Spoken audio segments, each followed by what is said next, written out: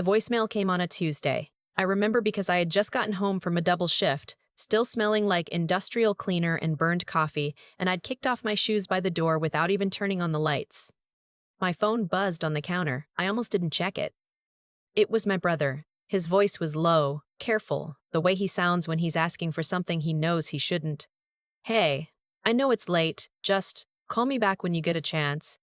It's about mom and dad. It's kind of urgent. Kind of urgent. That's how it started. I should tell you about my family first because without that context, none of what comes next will make any sense. My parents immigrated from South Korea when I was 3 years old. My brother was 7. They came with almost nothing, a few $1,000s, 2 suitcases, and the kind of stubborn optimism that only people who've never failed at anything can afford to carry. My father got a job at a dry cleaner. My mother cleaned offices at night. They saved for 6 years, then bought a small laundromat in a strip mall outside of Columbus, Ohio. That laundromat became everything. It was the center of our universe, the thing my father talked about at dinner, the thing my mother prayed over at night. By the time I was in high school, they had 3 locations. By the time I graduated college, they had 5. I was the one who helped them get there. Not my brother. He was smart in the way that got him out. Full scholarship to Northwestern, then a finance job in Chicago, then a nice apartment and a wife named Cassidy who had perfect hair and opinions about wine that she shared without anyone asking. He visited twice a year. He sent gift cards for Christmas. I stayed. I don't say that bitterly. I stayed because I wanted to. Because I loved my parents in this deep, unquestioning way that I think was always a little too much. I loved them the way you love people you've never been allowed to disappoint. I took accounting classes at night so I could manage their books. I negotiated lease renewals with landlords who thought they could push my parents around because of their accents. I drove my mother to doctor's appointments. I learned QuickBooks. I answered customer complaints.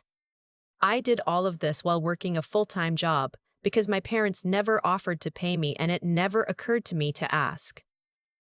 My name was never on anything. Not the leases, not the accounts, not the LLCs. It's easier this way, my father always said. And I always nodded, and now I understand that I nodded because I didn't want to seem like I was doing it for something in return. I was doing it out of love. That's the part that gets me, even now. My brother's call came during the worst stretch the business had ever seen. It was 2010, and 2 of their locations were hemorrhaging money. One because a new apartment complex nearby had brought in a cheaper coin-op competitor, and one because of a lease dispute with a landlord who'd sold the building to a developer. My father had also made some equipment purchases on credit that he hadn't told my mother about, and suddenly there was debt layered on top of debt. I'd known it was bad. I'd seen the books. But I hadn't understood how bad until my brother called. "They're going to lose everything," he said. "The bank is threatening to call in the loan. If they can't cover it, they'll have to close at least 3 locations, maybe all of them. He's not doing well mentally. Mom is scared." I sat down on my kitchen floor. I don't know why the floor. My couch was right there, but I sat on the floor with my back against the cabinet and I stared at the ceiling and I said, "How much?" He told me. $240,000. That was what it would take to clear the debt, pay off the loan, and give them enough runway to restructure. $250,000. I had it. I want to be honest about that, because a lot of people ask how. I'd spent 6 years living like I was still broke. Cheap apartment, no vacations, cooking at home, driving a 2011 Honda Civic with a cracked dashboard. I'd maxed out my 401k contributions since my first job. I'd invested in index funds the way my college roommate's dad had told me to. I had an emergency fund that had grown into something more than an emergency fund because I never had an emergency that cost more than a few $100s. I had saved $312,000. I was 31 years old. I told my brother I would help. He said, "I knew you would." And there was something in his voice when he said it. Relief, yes, but also something else. Something that felt a little like assumption. Like of course I would. Like that was my role. I told myself I was imagining it. I didn't wire money into the void. I'm not stupid. I asked to see the books. I sat with my father's accountant for 3 hours and I transferred $240,000 into the business account in 2 installments over 30 days. I did it through an accountant, so there was a paper trail. Not a formal loan agreement, not a promissory note, just a clear record of the transfer. I know. I know. I didn't make them sign anything because it felt wrong, because putting a legal document in front of my parents would have felt like saying, I don't trust you, and I did trust them. They were my parents. Who makes their parents sign a contract? My brother apparently knew this would happen. He contributed nothing, not $1. He offered to look into options and then called me 2 weeks later to say he'd looked into options and it seems like I had it handled. The business stabilized over the next 8 months. My mother called me every Sunday. My father and I had dinner once a month and he talked about expansion. Things felt not exactly normal, but hopeful. I let myself believe it was going to be okay. The first sign that something had shifted came about a year later. My parents had started working with a business consultant, someone my brother had recommended, a man named Gary who wore fleece vests and talked about brand positioning and scaling operations. I'd never met Gary. I'd heard about him in the way you hear about weather, distantly, as context. Then one Sunday my mother mentioned, casually, that Gary had suggested restructuring the business ownership. For tax purposes, she said, to protect the assets. What kind of restructuring? I asked. Oh, just making things cleaner, she said, and then she changed the subject to whether I was eating enough. I should have pushed. I didn't push. 3 months later, I found out through the accountant, not from my parents, from the accountant who CC'd me on an email he probably didn't realize I was still on, that my parents had formed a new LLC. The LLC had 2 members, my father and my brother. I read that email 4 times, then I closed my laptop, then I opened it and read it again. I called my brother. He picked up on the second ring, which told me he'd been expecting the call. Why is your name on the new LLC? I asked. He said, it just made sense from a structural standpoint. I have the financial background and you're busy with your own career. I gave them $240,000, I said. And we're all really grateful for that, he said. We're all really grateful. Is my name on anything? I asked. A pause. The original entity is still the same. That's not what I asked. Another pause. No, he said, you're not on the new structure. I hung up. I want to tell you exactly what the next few weeks felt like because I think people assume this kind of betrayal comes with some kind of dramatic moment of clarity, like you see the truth and it sharpens everything and you know exactly what to do. That's not what happened. What happened is I went to work every day. I answered emails. I went to the grocery store on Saturdays. I called my mother and I didn't bring it up because every time I thought about bringing it up, I felt something close in my throat. It wasn't anger yet. It was something softer and worse than anger. It was the sensation of having been foolish in a way I couldn't defend. I had an appointment with a lawyer. He was a contracts attorney. A woman, actually. Her name was Dr. Park, which always made me smile a little because she had a PhD in something unrelated and had gone to law school at 45. She was thorough and kind, and she told me what I already suspected. Without a formal loan agreement, without equity documentation, without anything in writing that established my $240,000 as anything other than a gift, I had almost no legal standing. I could try to argue unjust enrichment. I could try to prove there was an implied agreement. Both would be expensive, slow, and unlikely to succeed. What I'm hearing, I said, is that to them, on paper, I just gave them $250,000 for free. She looked at me carefully. That's essentially correct, she said. I'm sorry. I thanked her and paid her invoice and drove home without the radio on. The business anniversary party happened that April. 5 years since the laundromat business had reached its current scale. My parents rented a banquet room at a Korean restaurant in Columbus and invited 60 people, vendors, longtime customers, family friends, the priest from their church. They made a slideshow. I was in 3 photos. In one of them, I was cropped out to the edge. My brother gave a speech. He talked about the family's resilience. He talked about his own pride in what his parents had built. He mentioned the difficult period a few years ago that they had navigated together as a family. He did not say my name. Not once. I sat at a table with my aunt and her husband, and I ate the food, and I watched my father smile and my mother tear up during the slideshow, and I thought, they know what they did, and they're just not going to acknowledge it, and I have to decide right now what that means. I decided to say something. Not publicly, I'm not that person, I don't make scenes, but afterward, when the room was emptying and my parents were thanking the last few guests, I asked if we could talk. We sat at a corner table. The waitstaff were clearing plates around us. I want to understand what happened with the new LLC, I said. I kept my voice even. I had practiced. My father looked at the table. My mother said, "This isn't the right time." "I've been waiting for the right time for 8 months," I said. My father looked up. "You were always going to help," he said. "You didn't need to be on the paperwork. You have your own career."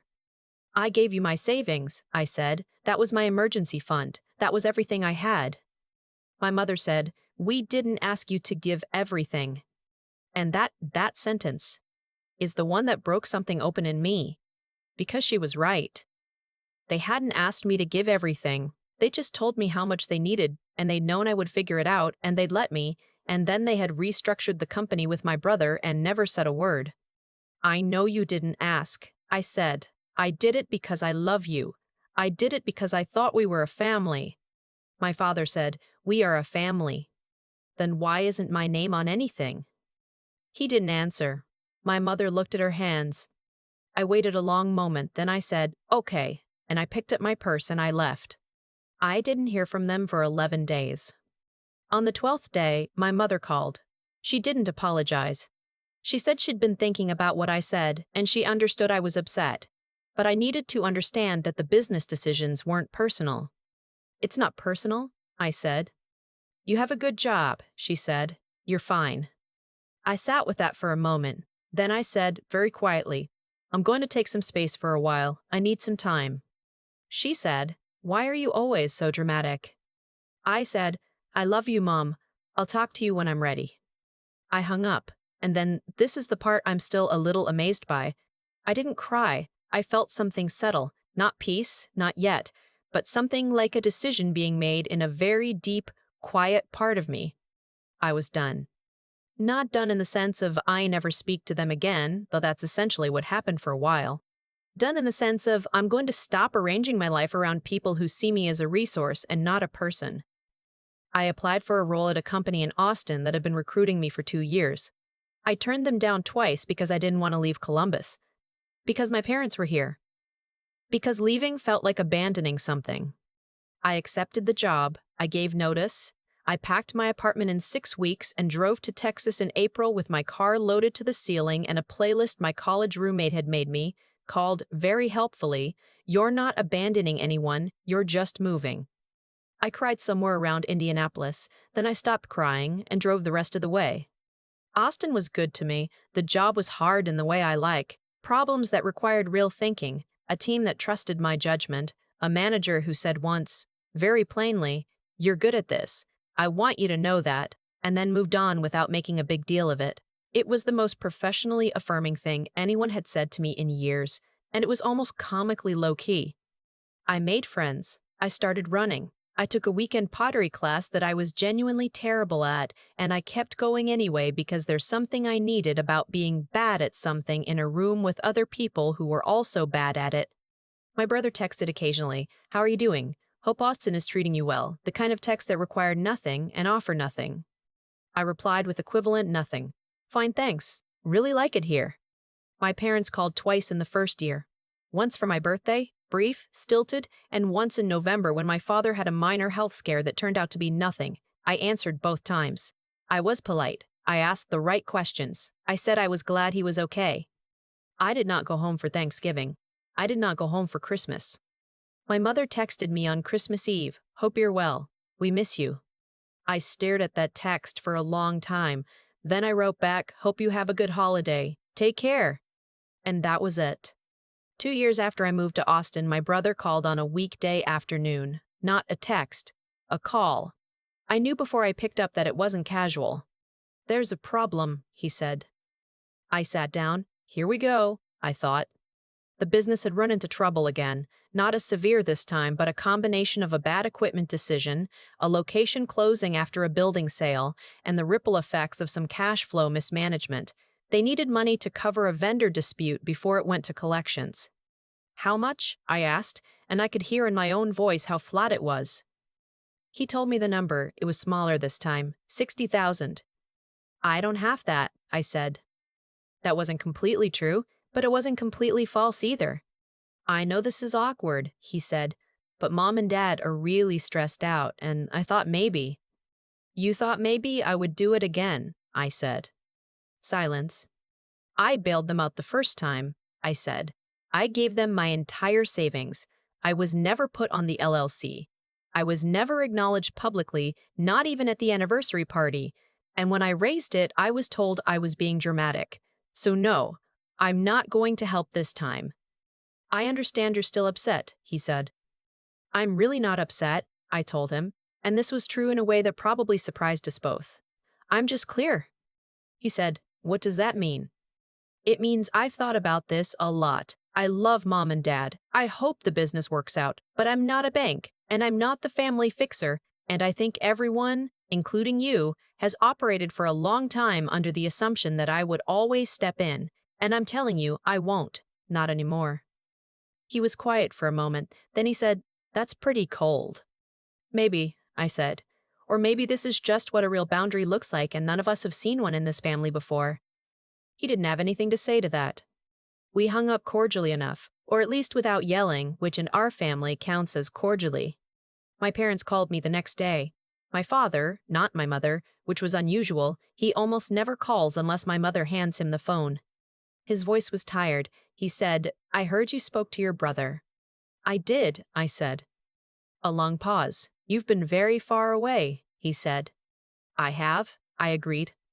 We made mistakes, he said. It came out careful and a little stilted, the way he speaks when he's saying something he's rehearsed. With the business, with how we handled things. I waited. Your name should have been included, he said. That was wrong. It was the closest thing to an apology I was ever going to get from my father. I knew that. I sat with it. Thank you for saying that, I said. Will you come home? He asked. I thought about it. Not for long. I've been thinking about it for 2 years, in some form or another. Not right now, I said. But I don't want to be a stranger. I think we can figure out something in the middle. He said, okay. And we stayed on the phone for a few more minutes, talking about nothing much. The weather, his knee, a neighbor's new dog that barked too much. Was almost normal. It was the most honest conversation we'd had in years. I don't have a triumphant ending for you. That's the part that took me the longest to accept, that there isn't one. I didn't get my money back.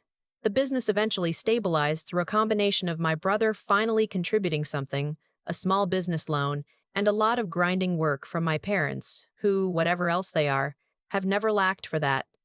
I wasn't part of it, and I've mostly made my peace with that. What I got instead is harder to quantify and more important than I expected. I have a life in Austin that belongs to me. I have a job I'm genuinely proud of. I have a therapist I see every 2 weeks who's relentlessly practical and once told me, flatly, the goal isn't forgiveness. The goal is clarity. I liked that a lot. I talk to my mother on Sundays again. It's not the same as before. There's a formality to it now, a carefulness on both sides. Like we're both aware of the fragility of the thing. But she asks about my life, and I answer honestly, and I ask about hers. And somewhere in that routine there is something real. My brother and I are polite. That's the most accurate thing I can say. He's not a bad person. He made self-interested decisions in a system that rewarded them, and I made self-effacing decisions in a system that rewarded those too. And the difference is that I eventually stopped. The $240,000. I wrote it off. Not literally, not on my taxes, but in my head. I think of it as the price of a lesson I needed to learn before I turned 35. Expensive lesson. But I've heard they usually are. I opened my laptop a few months ago to update my budget spreadsheet. I still have the category called Emergency Fund, even though it means something different now. There was an old document in the folder. Notes I'd taken at that first meeting with my brother when he called to tell me how bad things were. I'd written the number down, underlined it, and next to it I'd written, because that's what you do for family. I stared at that for a while. Then I closed it and made coffee and went on with my day. I still think about that note I found on my laptop, 4 words next to a number with 6 digits, because that's what you do for family. I wrote that at 31 like it was obvious, like it explained everything. And maybe it did, just not in the way I intended. What I've come to understand is that actions accumulate, not in some mystical sense, but in the most practical one I know. The choices you make about who you are tend to close certain doors and open others. I spent years choosing to be invisible, choosing to not ask for what I'd earned, choosing to interpret my parents' silence as trust instead of as the assumption it actually was. And the accumulation of those choices created the exact situation I found myself in, sitting at a banquet I helped fund, watching a slideshow I wasn't in, listening to a speech that didn't say my name. That wasn't cruelty for its own sake. It was the logical conclusion of a dynamic I had participated in building.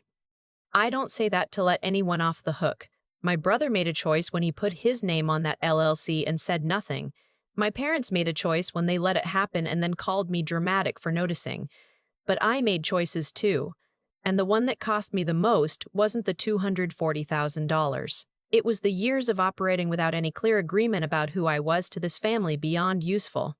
The thing about integrity, real integrity, not the performative kind, is that it has to be legible to yourself first. I thought I was acting with integrity because my motives were pure. I loved them. I wasn't doing it for credit. But integrity without clarity is just self-sacrifice with better PR. You can mean well and still allow yourself to be taken for granted, and the world will not sort that out for you. Nobody comes along and says, actually, let's acknowledge the person who did the quiet, unglamorous, essential work. You have to be willing to say that yourself. I wasn't, and I paid for it, literally and every other way. What changed me wasn't the money. It was the moment my mother said, "You have a good job, you're fine," and I realized she genuinely believed that was an answer. That was the moment I understood I had taught them, through years of showing up without conditions, that I didn't require much. I had made myself low maintenance and they had taken me at my word. The intelligence I wish I'd had earlier isn't the kind you get from books. It's the kind that asks, what story is being told here, and what is my role in it? I was the capable one, the responsible one, the one who handles things. That story was comfortable for everyone except me, and I kept telling it because I didn't know how to be a person in this family without that role. It took me moving to a city where nobody knew me, a therapist who said the goal is clarity, not forgiveness, and 2 years of building a life that had nothing to do with proving anything to anyone, before I understood that strength isn't the absence of need. It's the willingness to name your needs clearly even when the people across the table would prefer you didn't. I talk to my mother on Sundays now. It's quieter between us than it used to be, but it's honest, and I'll take honest over comfortable every time.